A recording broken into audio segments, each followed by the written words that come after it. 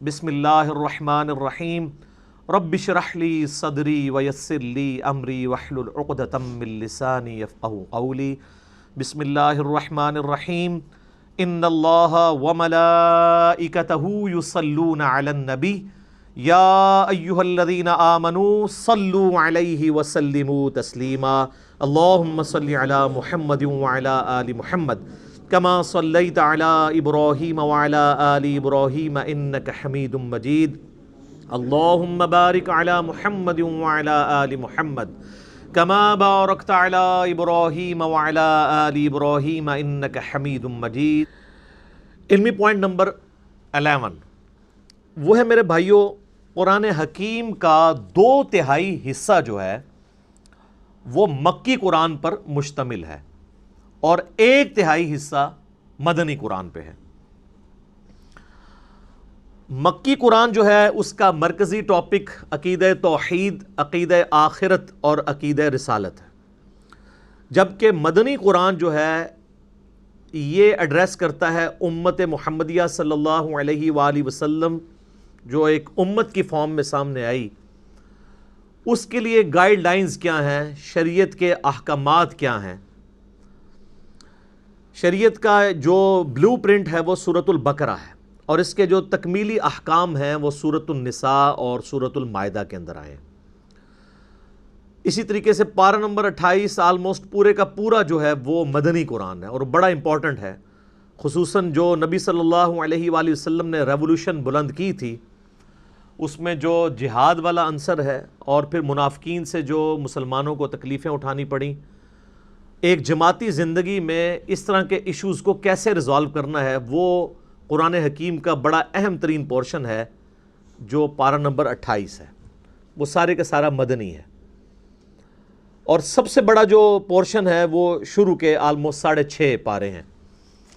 علمی point number 12 وہ ہے میرے بھائیوں، قرآن حکیم کا جو 1/3 مدنی قرآن ہے اس کا بھی 2/3 حصہ پہلے 6.5 پاروں میں کور ہے، یعنی جو مدنی قرآن ہے اس کا 2/3 حصہ وہ شروع میں ہی آ گیا، سورۃ البقرہ، سورہ آل عمران، سورہ نساء اور سورہ المائدہ۔ اور اس کے پیچھے حکمت یہ ہے کہ چونکہ اکثریت مسلمانوں کی، بعد میں آنے والوں کی، وہ نسلی مسلمان ہیں، اور نسلی مسلمانوں کے لیے بنیادی چیز شریعت کے احکامات ہیں، اس لیے اللہ تبارک و تعالیٰ نے جو مدنی قرآن ہے جس میں شرعی احکامات آئے ہیں ایک آئلی زندگی کے لیے، معاشرتی زندگی کے لیے، وہ قرآن حکیم میں مصحف کے اندر شروع میں وہ حصہ ڈسکس ہوا ہے۔ اور دوسری چیز، مسلمانوں کے سوا اگر کوئی اور امتیں ایڈریس ہو سکتی تھیں کہ جو خدا کی ماننے والی ہیں، گاڈ میں بلیو کرنے والی ہیں، وہ جیوز اور کرسچنز تھے، تو ان کو بھی اسی پورشن کے اندر ایڈریس کیا گیا۔ سورۃ البقرہ پوری کی پوری آلموسٹ اگر آپ دیکھیں اس کا مرکزی ٹاپک جو ہے، خصوصاً جو 5ویں رکوع سے لے کے آنورڈ، وہ بنی اسرائیل سے ریلیٹڈ ہے، جیوز سے۔ اور سورہ آل عمران میں آپ چلے جائیں تو ڈومیننٹ پورشن جو ہے وہ ریلیٹڈ ہے کرسچنز کے ساتھ، اور پھر سورہ نساء میں بھی، سورۃ المائدہ میں بھی، یہ ساری مدنی صورتیں ہیں۔ ڈومیننٹ پورشن جو ہے وہ اہل کتاب سے ریلیٹڈ ہے۔ ویسے تو ہم بھی اہل کتاب ہیں، سنن نسائی الکبریٰ کے اندر صحیح سند کے ساتھ حدیث موجود ہے، نبی صلی اللہ علیہ وآلہ وسلم نے امت محمدیہ صلی اللہ علیہ وآلہ وسلم کو بھی اہل القرآن کہا ہے، تو اہل القرآن ہونے کی وجہ سے ہم بھی اہل کتاب تو ہیں۔ ایک تو وہ پرانی کتابیں تھیں، اولڈ ٹیسٹمنٹ اور نیو ٹیسٹمنٹ، اور اب یہ ہمارا ہے فائنل ٹیسٹمنٹ، الفرقان، حق اور باطل میں تمیز کرنے والی کتاب۔ اس لیے آپ دیکھیں کہ سورہ آل عمران کا سٹارٹ اس سے ہوتا ہے کہ اللہ تعالیٰ نے تورات اور انجیل نازل کی تھی اس کتاب سے پہلے جو ہدایت کا سرچشمہ تھی، اور اب الفرقان نازل کیا ہے، حق اور باطل میں تمیز کرنے والی کتاب۔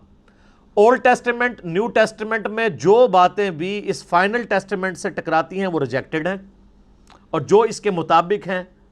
ان کو ہم منوان اسی طریقے سے قبول کرتے ہیں، کیونکہ وہ ٹیمپرڈ کتاب ہے۔ یہ اللہ تعالیٰ کی وہ کتاب ہے جو ٹیمپرڈ نہیں ہے، اور اس کے پیچھے حکمت یہ ہے کہ چونکہ آپ صلی اللہ علیہ وآلہ وسلم کے بعد اب کوئی پیغمبر نہیں آنا، تو اگر یہ کتاب بھی تبدیل ہو جاتی تو جب پیغمبر نے نہیں آنا تو پھر انسانیت کو ہدایت کیسے ملتی؟ اگلی کتابیں اگر ٹیمپر ہوتی تھیں تو پھر اللہ تعالیٰ نیا پیغمبر بھیجتا تھا، وہ پھر مشرکانہ جو عقائد تھے ان کی اصلاح کر دیا کرتا تھا۔ اب چونکہ آپ صلی اللہ علیہ وآلہ وسلم پر ختم نبوت ہو چکی ہے، اب قیامت تک کسی اور پیغمبر نے ایز اے نبی نہیں آنا، ایز اے امتی آنا ہے عیسیٰ ابن مریم نے، لیکن وہ بھی صحیح مسلم میں حدیث ہے کہ وہ تمہارے نبی صلی اللہ علیہ وآلہ وسلم پر نازل شدہ کتاب اور ان کی سنت کے مطابق فیصلہ کریں گے، وہ بھی امتی کی حیثیت سے آئیں گے۔ اب پیغمبر کوئی نہیں آنا، تو اگر اب بھی دین میں بگاڑ آئے،